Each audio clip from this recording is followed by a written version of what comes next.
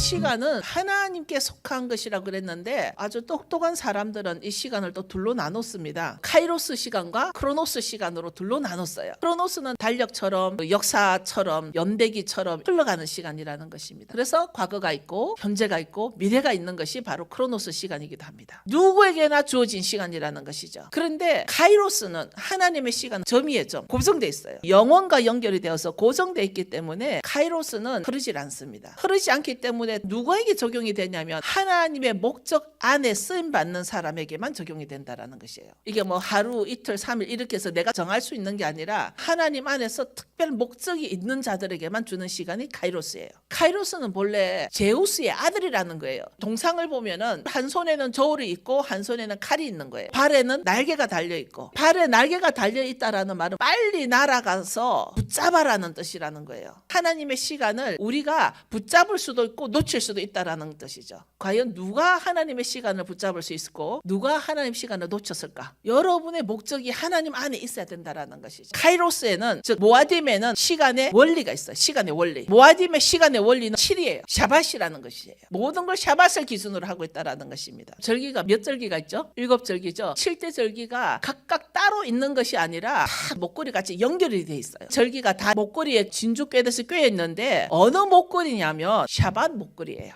오멜 개수가 몇 번을 개수하죠? 49번. 49 오멜 그 다음 날을 뭐라 그래요? 오순절이라 그러기도 하고 77절이라 그러죠. 7의 완전한 수가 7번이 되면 49가 나오잖아요. 49 오멜 다음에는 샤봇이 되는 것이죠. 샤봇이 또 무슨 뜻인가? 샤봇은 7의 복수형이 되는 것이죠. 7은 하나님이 천지 창조할 때 지으신 숫자입니다. 6일까지는 사람이 살 수 있도록 하늘과 땅의 공간을 다 채우셨어요. 7일째는 따로 구분하셔서 하나님께서 안식하셨고 복과 거룩을 주셨다 그랬어요. 저녁이 되고 아침이 되니 첫째 날이라. 저녁이 되고 아침이 되니 둘째 날이라. 첫째 날, 둘째 날 할 때는 전부 다 히브리 말로 요미라는 날짜를 썼어요. 6째 날까지 왔다가 7일째가 되면 7째 날을 붙이지 않았어요. 날 대신에 뭐라고 했어요? 샤밧. 샤밧은 모든 걸 멈추라는 뜻이에요. 그래 구별이 되니까 구별. 7일째를 하나님은 하나님의 시간이라고 하셨습니다. 그 시간을 다른 6일과는 구별하기를 원하신 하나님이십니다. 샤밧은 하나님과 함께 있을 수 있는 복된 시간이라고 하셨습니다. 내가 하나님과 함께 있을 때 내 저금 통장 생각을 할까요?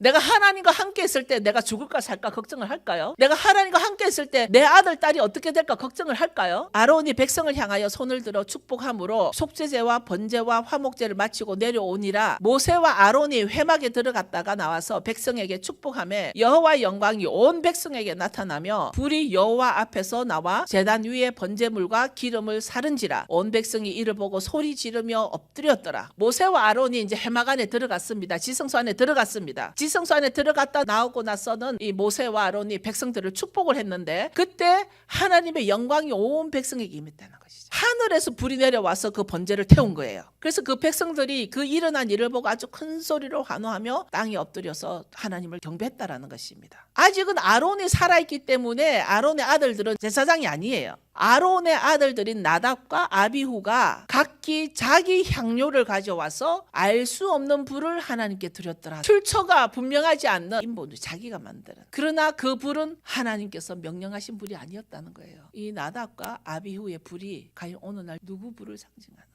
이 알 수 없는 불이 뭘까요? 하나님이 유월절을 기억하실까요? 부활절을 기억하실까요? 알 수 없는 불을 들고 와서 향을 피우는 나답과 아비후. 마치 하나님이 영원토록 지키라고 하신 유월절을 빼버리고 알 수 없는 절기인 부활절을 지키는 오늘날의 모습과 연관을 해보면 여러분 무슨 일입니다. 나답과 아비후의 일은 우리가 그냥 넘어갈 일이 아니라는 거예요. 내가 나답과 아비후가 아닌지, 기독교가 나답과 아비후가 아닌지, 예배만 드리면 다 기독교인인가? 예배만 드리면 다 하나님의 백성이라고 생각하는가? 여호수아와 갈렙 이 두 사람만 어디로 들어갔어요? 약속의 땅에 들어갔잖아요. 갈렙의 이름 뜻을 찾아봤어요. 종, 공격자, 노예라는 뜻인 거예요. 공부를 했을 때 랍비가 뭐라 그랬냐면 갈렙이 허다한 잡족 중에 하나라고 했거든요.